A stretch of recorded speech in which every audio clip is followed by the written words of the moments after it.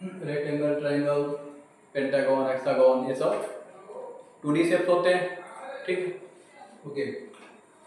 Perimeter क्या होता है? जो भी शेप होगा उसके लेंथ ऑफ बाउंड्री को बोलते हैं हम लोग पेरीमीटर। और पेरीमीटर फाइंड करने के लिए हम लोग क्या करते हैं, उसके लेंथ ऑफ बाउंड्री को फाइंड कर लेते हैं, सम ऑफ लेंथ ऑफ बाउंड्री कर लेते हैं। ठीक है, तो जैसे कोई शेप दिया हो, उसका पेरीमीटर फाइंड करने के लिए सिंपल सा फार्मूला होता है सम ऑफ लेंथ ऑफ बाउंड्री। ठीक है, सम ऑफ साइड्स कह सकते हैं हम लोग। ठीक, अब देखो यहाँ पे, जैसे यहाँ पे एक ट्रायंगल दिया हुआ है, तो ट्रायंगल में 3 साइड्स होते हैं। अब इसका पेरीमीटर फाइंड करना है, क्या करेंगे, इसमें देखो ए बी बी सी सी है, 3 साइड्स है, तो सबका सम कर दिया जाएगा, A B plus B C plus C है, तो 3 प्लस लेंथ दिया हुआ 3 प्लस 4 प्लस 3 इक्वल 10 यूनिट्स। तो ऐसे हम लोग जितने भी शेप पढ़ते हैं, रेक्टेंगल और स्क्वायर, कोई भी शेप हो, उसका पेरीमीटर फाइंड करना हो, सभी साइड्स का सम फाइंड कर लो तो पेरीमीटर आ जाएगा। लेकिन ये इजी वे में, मतलब जल्दी से करने के लिए हम लोग क्या करते हैं, उसके लिए फार्मूला बना लेते हैं, तो फार्मूला अप्लाई करके फाइंड किया जाता है। तो अभी देखते हैं हम लोग नेक्स्ट। ठीक है, समझते हैं कौन कौन फार्मूला कौन कौन सा यूज करना हो। जैसे रेक्टेंगल के लिए, रेक्टेंगल में पता है कि अपोजिट साइड्स इक्वल होते हैं, रेक्टेंगल में अपोजिट साइड्स इक्वल होता है। तो जैसे इसमें ये ए बी सी डी एक रेक्टेंगल है, इसमें ये लेंथ हो गया और ये ब्रेथ हो गया। तो अगर ये लेंथ है एल, तो ये भी एल होगा। ठीक है, और ये बी है तो ये बी होगा। अब जितना वैल्यू कोई दैट, अगर ये अगर 4 सेंटीमीटर का है, तो ये भी कितने का होगा, 4 सेंटीमीटर का होगा। अगर ये 2 सेंटीमीटर का है, तो ये भी 2 सेंटीमीटर का होगा। ये आपको ये साइड्स इक्वल होते हैं रेक्टेंगल में। ठीक है, ईच एंगल 90 डिग्री होता है, पता ही होगा। ठीक है, तो एरिया फाइंड करने के लिए हम लोग क्या करते हैं, length multiply breath. Area of rectangle equal length multiply breath. अब इस रेक्टेंगल के एरिया फाइंड करना हो कैसे निकलेगा, कितना एरिया आएगा, इस वाले रेक्टेंगल का एरिया निकालना हो तो कितना आ जाएगा, लेंथ मल्टीप्लाई ब्रेथ होता है। लेंथ कितना है 4 सेंटीमीटर, ब्रेथ कितना है 2 सेंटीमीटर, मल्टीप्लाई कर लोगे तो 8 सेंटीमीटर स्क्वायर। एरिया का यूनिट होता है स्क्वायर मीटर। स्टैंडर्ड एरिया का स्टैंडर्ड यूनिट होता है स्क्वायर मीटर। ठीक है, स्क्वायर मीटर, और उसके अलावा और अदर यूनिट होते ही है, जैसे सेंटीमीटर स्क्वायर हो जाएगा, किलोमीटर स्क्वायर हो जाएगा, स्टैंडर्ड में आता है स्क्वायर मीटर। ठीक है, स्क्वायर मीटर तुम लोग या तो मीटर्स पे पावर 2 राइट करते हैं, या एस क्यू मीटर राइट किया गया होता है, जिसका मतलब स्क्वायर मीटर। ठीक है, ये एरिया का यूनिट होता है, चाहे कोई भी एरिया हो। Perimeter equal to perimeter of rectangle find करना है, मैंने बताया था sum of length of boundary करते हैं।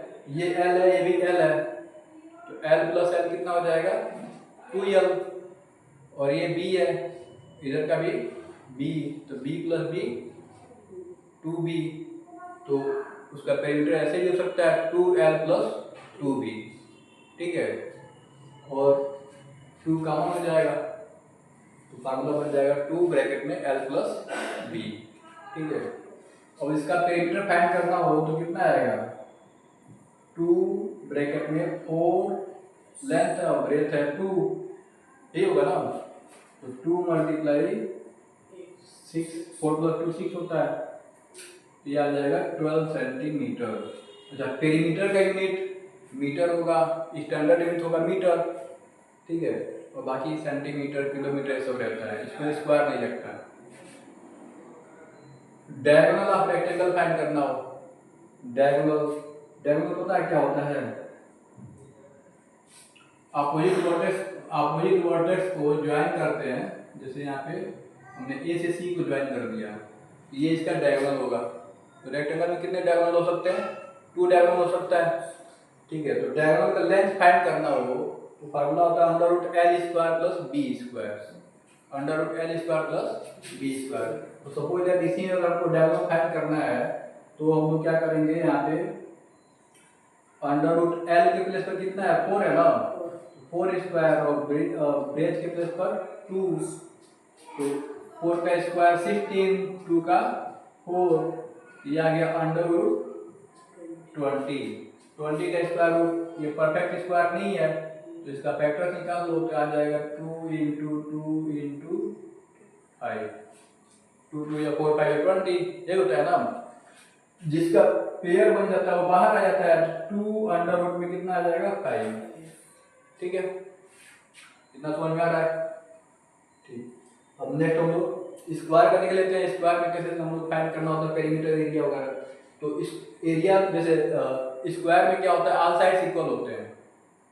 अगर ये ए है, एक साइड ए है तो सभी साइड क्या होंगे ए सेंटीमीटर, एक साइड 2 सेंटीमीटर का है तो बाकी सभी साइड 2 सेंटीमीटर। इसका पेरीमीटर फाइंड करना और इजी है, सबको ऐड करेंगे a प्लस तो 4a हो जाएगा। तो पेरीमीटर हो जाएगा 4 multiply side, perimeter of square equal 4 multiply side या 4a। ठीक है, area equal to side multiply side, या तो साइड मल्टीप्लाई साइड राइट कर सकते हैं, चाहे साइड स्क्वायर ऑफ साइड, या ए है तो ए स्क्वायर, इसको ये बोल सकते हैं। ठीक है, डायगोनल फाइंड करना हो तो अंडर रूट 2a। अब इस वाले में सपोज करते हैं इसकी जिसका लेंथ है सपोज है तो यहाँ पे 6 सेंटीमीटर। ठीक है, 6 सेंटीमीटर। तो अब एरिया कितना आएगा, एरिया साइड इंटू साइड है ना, या साइड पावर 2 या साइड इंटू साइड, तो 6 पे पावर 2 कितना होता है 36 सेंटीमीटर स्क्वायर। एरिया रहेगा स्क्वायर लग जाएगा। ठीक है, पेरीमीटर इसका निकालना हो तो 4 मल्टीप्लाई साइड तो 4 मल्टीप्लाई 6 कितना आ जाएगा 24 सेंटीमीटर। सेंटीमीटर पे स्क्वायर लगाएंगे, यहाँ पे स्क्वायर लगेगा, सेंटीमीटर पे नहीं लगेगा। पेरीमीटर में स्क्वायर नहीं रहता है, केवल एरिया में स्क्वायर सेंटीमीटर या स्क्वायर मीटर रहता है, पेरीमीटर में स्क्वायर नहीं रहता है। अच्छा, डायगोनल फाइंड करना हो तो अंडर रूट 2a, ए के प्लेस पर कितना है 6 है, तो अंडर रूट 2 इंटू 6 यानी कि 6 अंडर रूट 2। क्लियर? ठीक है, अब ये नेक्स्ट देखते हैं हम लोग पैरेललोग्राम। पैरेललोग्राम में इसमें भी अपोजिट साइड इक्वल होता है, पैरेललोग्राम में भी अपोजिट साइड इक्वल होता है। अब इसमें अपोजिट साइड इक्वल होता है, रेक्टेंगल के सभी एंगल 90 डिग्री के होते हैं, लेकिन पैरेललोग्राम के एंगल फिक्स नहीं रहता। अपोजिट एंगल इक्वल रहेगा, अपोजिट साइड इक्वल रहेगा, पैरेलल रहेगा। तो इसमें मिलता है बेस और हाइट। ठीक है, इसको बोलेंगे बेस, और ये जो परपेंडिकुलर किसी कार्नर से परपेंडिकुलर ड्रा किया जाएगा उसको बोलते हैं हम लोग हाइट। ठीक है, तो ऐसे राइट करके आता है ये base into corresponding height. Corresponding height मतलब जिस बेस पे परपेंडिकुलर ड्रा किया गया होगा उसी को बोलते हैं करस्पॉन्डिंग हाइट। ठीक है, इसमें तो ऐसे भी हो सकता है, जिसमें परपेंडिकुलर हम लोग इसमें ऐसे भी ड्रा कर सकते हैं, जैसे यहाँ से क्या हम ऐसे ड्रा कर सकते हैं। तो इस कंडीशन में बेस ये हो जाएगा, ये नहीं होगा, तो इसके करस्पॉन्डिंग में ये हाइट नहीं है, ऐसा समझे। तो इसको बोलेंगे करस्पॉन्डिंग हाइट। वैसे ही इस बेस के लिए इसके करस्पॉन्डिंग हाइट ये है। क्लियर? तो करस्पॉन्डिंग हाइट बोलते हैं, चाहे डिस्टेंस बिटवीन पैरेलल साइड्स, एक साइड ये हो गया एक साइड ये हो गया, दोनों आपस में पैरेलल है। अब इसके बीच का डिस्टेंस कौन बता रहा है, ये लाइन बता रहा है इसके बीच में कितना डिस्टेंस है। दो तरीके से इसका एरिया राइट किया जाता है। तो बेस इंटू हाइट राइट कर ले रहे हैं, या यहाँ पे भी राइट करके आता है base into distance between parallel sides. Clear? अगर हमको इसमें एरिया फाइंड करना हो सपोज दैट में एरिया फाइंड करना है,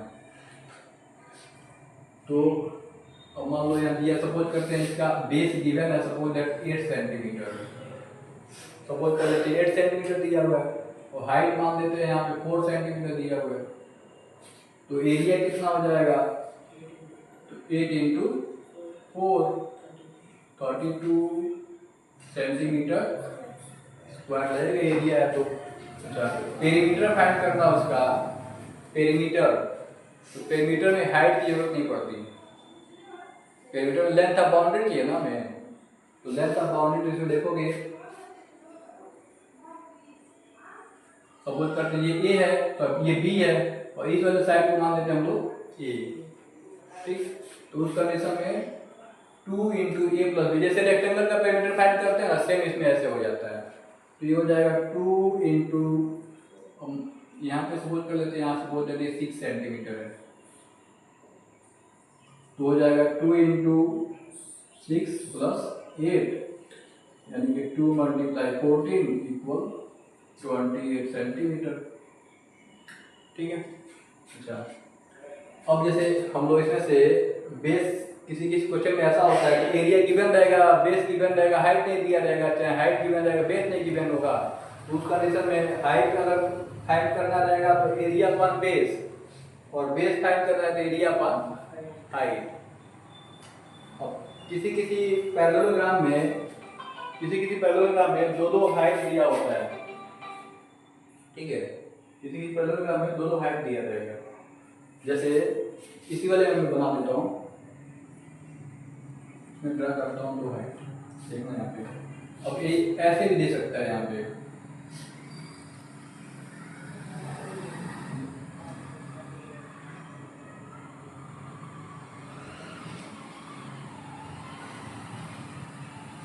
एक और हाइट दे सकता है, जैसे यहाँ से सपोज यहाँ पर पेंडुलम ड्रा कर दिया गया है, तो इस कंडीशन में एक तो हम लोग सपोज कर लेते हैं B1 और दूसरे को सपोज कर लेते हैं B2।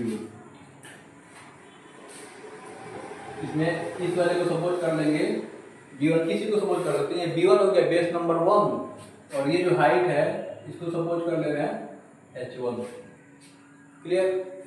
और इस वाले को ये बेस नंबर 2 और हाइट नंबर 2 B2H2। तो उस कंडीशन में चाहे हम लोग B1 और H1 को लेकर के एरिया फाइंड करें, चाहे B2 और H2 को लेकर के एरिया फाइंड करें, दोनों कंडीशन में एरिया सेम आएगा, तो इसलिए B1 into H1 equal to B2 into H2। ठीक है। हो सकता है कि इसका वैल्यू दिया है, इसका वैल्यू दिया है, और ये B2 दिया है, H2 नहीं दिया है, तो अगर ये फार्मूला याद लर्न है तुमको, इससे हम लोग वो फाइंड कर सकते हैं। जो वैल्यू दिया है वो पुट कर देंगे, जो नहीं दिया वो निकल जाएगा। ठीक है। Next circle. सर्कल में आपको पता है डायमीटर रहता है, रेडियस रहता है, जो सर्कमफ्रेंस फाइंड करना होता है। तो डायमीटर क्या होता है, सर्किल डायमीटर जो है सर्किल को 2 इक्वल पार्ट में डिवाइड करता है, और ये लॉन्गेस्ट कॉर्ड ऑफ सर्किल होता है, longest chord of circle diameter. इसमें देखें, अब डायमीटर जो होता है वो रेडियस के डबल होता है, और रेडियस डायमीटर का हाफ होगा। रेडियस जो होता है वो डायमीटर का हाफ होता है। तो इसी से रिलेटेड हम लोग एरिया जो भी फार्मूला बनाएंगे इनका इसमें यूज होगा। ठीक है। जैसे यहाँ पे डायमीटर निकल के होता है 2 मल्टीप्लाई रेडियस, डबल है 2 मल्टीप्लाई रेडियस हो जाएगा। अब सपोज करते हैं कि अगर यहाँ पे इसका रेडियस मान ले, सपोज दैट 7 सेंटीमीटर है, रेडियस 7 सेंटीमीटर है, तो उस कंडीशन में डायमीटर कितना हो जाएगा,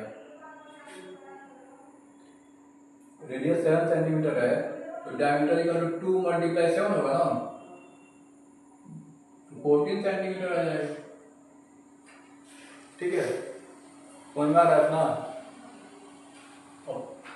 इस वाले में सपोज दैट यहाँ पे डायमीटर दे दिया, सपोज करते हैं डायमीटर दिया हुआ है, और डायमीटर सपोज करते हैं यहाँ पे दिया हुआ है 14, चेंज कर लेते हैं, डायमीटर मान लेते हैं यहाँ पे दे दिया है 28 सेंटीमीटर। ठीक है, डायमीटर 28 सेंटीमीटर दे दिया है, रेडियस फाइंड करना है उसका, तो रेडियस इक्वल टू क्या होता है, डायमीटर अपॉन 2, यानी कि 28 अपॉन 2 कितना आ जाएगा, 14 सेंटीमीटर, उसका हाफ होता है। ठीक है। एरिया इक्वल टू होता है पाई आर स्क्वायर, पाई का वैल्यू होता है 22/7, नहीं तो 3.14। तो यहाँ पे अगर हमको इसका एरिया फाइंड करना हो तो क्या करेंगे, पाई के प्लेस पर कितना 22/7 और आर के प्लेस पर 7, तो 7 का स्क्वायर है ना, 7 का स्क्वायर, तो 7 का स्क्वायर राइट करें, चाहे 7 मल्टीप्लाई 7, और यहाँ पे 7 से 7 क्या हो जाएगा, कैंसिल हो जाएगा, तो मल्टीप्लाई कर दो, 22 7 जा 154, सेंटीमीटर स्क्वायर एरिया है, हो जाएगा। वैसे ही सरकमफ्रेंस फाइंड करने के लिए, सरकमफ्रेंस किसको बोलते हैं पता है? Length of boundary of circle जो होता है वो सरकमफ्रेंस होता है। तो ये होता है 2 pi R, circumference equal 2 pi R, या पाई डी होता है। अगर रेडियस दिया हो तो पाई आर 2 पाई आर का फार्मूला यूज कर लेते हैं, डायमीटर दिया हो तो पाई डी का फार्मूला यूज कर लेते हैं। कोई जरूरत नहीं कि पाई डी यूज करें हम लोग, 2 पाई आर ठीक हो जाएगा। डायमीटर दिया तो रेडियस यहाँ से ऐसे निकल जाएगा, फिर 2 पाई आर लगा देंगे। क्लियर? अब इसमें मान लो सपोज हमको पेरीमीटर फाइंड करना है, सरकमफ्रेंस फाइंड करना है, तो यहाँ पे क्या हो जाएगा 2 मल्टीप्लाई 22/7 पाई की प्लेस पर, और आर की वैल्यू कितना 7। समझ में आया? ठीक है, तो 7 से 7 कैंसिल, मल्टीप्लाई कर देंगे 44 सेंटीमीटर इसका सरकमफ्रेंस आ गया। क्लियर? पेरीमीटर और सरकमफ्रेंस, सर्किल का पेरीमीटर और सरकमफ्रेंस दोनों सेम होता है, 2 pi R 2 pi R. Okay, semi circle का सेम नहीं होता। नेक्स्ट सेमी सर्किल देखना है हम लोगों को। सेमी सर्किल में देखना है यहाँ पे सरकमफ्रेंस होता है पाई आर, मतलब सेमी सर्किल मतलब सर्किल का हाफ, सर्किल का हाफ है तो सर्किल के हाफ उसका पेरीमीटर, उसका सरकमफ्रेंस भी होगा, तो सरकमफ्रेंस होता है पाई आर। ठीक है, जैसे यहाँ पे एक ये सेमी सर्किल है, इसमें ये डायमीटर हो जाएगा, ये रेडियस हो जाएगा। डायमीटर में 2 आर रहता ही है, डबल आर होता है ना उसमें, तो वो ड्रा किया गया। ये हेमीस्फीयर होता है, हेमीस्फीयर, ये में एक सर्किल रहेगा और नीचे जो सेमी सर्किल है। ठीक है, तो अब देखते हैं यहाँ पे, जैसे यहाँ पे सपोज कर लेते हैं हम लोग, इसका डायमीटर सपोज कर लेते हैं 14 सेंटीमीटर है, डायमीटर है 14 सेंटीमीटर, तो उस कंडीशन में रेडियस कितना आ जाएगा 14/2, यानी कि 7 सेंटीमीटर, रेडियस हो जाएगा 7 सेंटीमीटर। ठीक है, और सरकमफ्रेंस फाइंड करना है तो पाई आर, जितना सर्किल का सरकमफ्रेंस होता है उसका हाफ हो जाएगा इसका सरकमफ्रेंस, तो पाई आर 2 पाई आर का हाफ पाई आर, यहाँ पे 22/7, पाई के प्लेस पर 22/7, आर के प्लेस पर 7, 7 से 7 कैंसिल हो जाएगा, आ जाएगा कितना 22 सेंटीमीटर। ठीक है, रेडियस दिया हो तब। वैसे ही यहाँ पे ठीक है, पेरीमीटर के लिए होता है, पेरीमीटर आप सेमी सर्किल फाइंड करना हो तो फार्मूला चेंज हो जाएगा, पाई आर प्लस डी। क्यों होगा? तो हम लोग जो पाई आर कर रहे हैं ना, वो पाई आर कौन है? ये वाला पार्ट है, ये जो पार्ट है इसका वैल्यू निकल रहा है पाई आर से। ठीक है, इसका वैल्यू पाई आर से निकल रहा है। अब पेरीमीटर मतलब होता है क्या? लेंथ ऑफ बाउंड्री, तो इसके बाउंड्री में ये भी तो आ रहा है ना, तो उसका भी तो लेंथ पता, उसका भी लेंथ इसमें ऐड करना पड़ेगा ना, तो इसका तो हम पाई आर से निकाल देते हैं। इसका कितना है? तो ये यहाँ से यहाँ तक डायमीटर है, तो पाई आर प्लस डी, ये हो जाता है formula perimeter of semi circle के लिए। तो सपोज दैट अगर इस वाले केस में हमको फाइंड करना हो तो हम लोग ये डायमीटर कितना लिए 14, तो रेडियस कितना आया है 7। ठीक है, पाई के प्लेस पर 22/7, आर के प्लेस पर कितना 7, अब प्लस डायमीटर कितना है 14।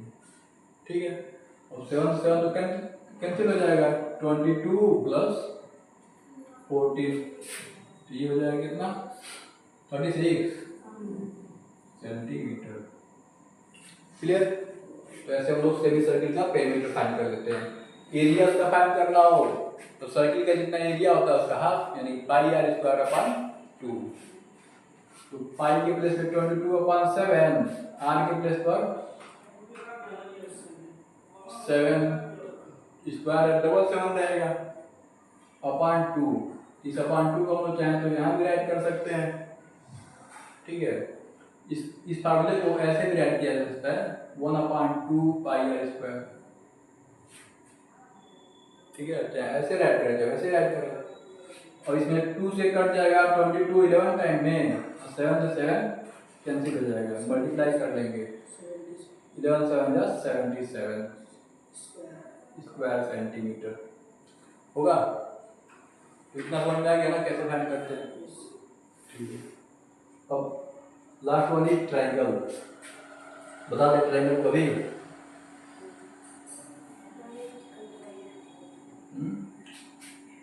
देख लो ट्राइंगल में थोड़ा सा अभी लास्ट है। ट्राइंगल में देखते हैं right angle triangle. Okay, right angle triangle, right angle triangle में क्या प्रॉपर्टी होता है पता है? राइट एंगल ट्राइंगल की प्रॉपर्टी क्या होती है पता है?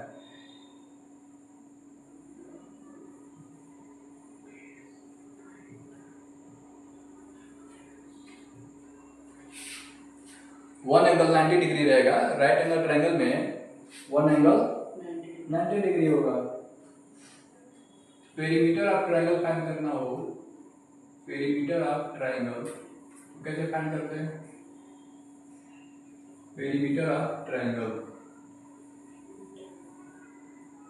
Perimeter of triangle equal to sum of all sides. बहुत पहले पढ़े हो। Perimeter of triangle equal to sum of all sides. Suppose that कि ये 5 सेंटीमीटर, ये ए है, ये बी और ये सी। इस कंडीशन में क्या हो जाएगा? Perimeter equal to A plus B plus C. ठीक है, A plus B plus C. इसका हाफ कर दिया या सेमी पेरीमीटर आ जाता है। 9th में पढ़ाया जाएगा हेरॉन फार्मूला, उसमें से यूज होता है A plus B plus C upon 2 semi perimeter. ठीक है, तो इतने की जरूरत है। ये हो गया ए प्लस बी प्लस सी। अब area of right angle triangle, area right angle triangle जिसमें ये बेस, ये हाइट और ये हाइपोटेनस होता है, पता ही है हाइपोटेनस होता है। और हाइपोटेनस जो होता है वो लॉन्गेस्ट साइड होता है। हाइपोटेनस, हाइपोटेनस को हम बोलते थे हिप्पोपोटामस। हाइपोटेनस लॉन्गेस्ट साइड होता है। ठीक है, चलो लास्ट वन आ गया। Area of triangle, area of triangle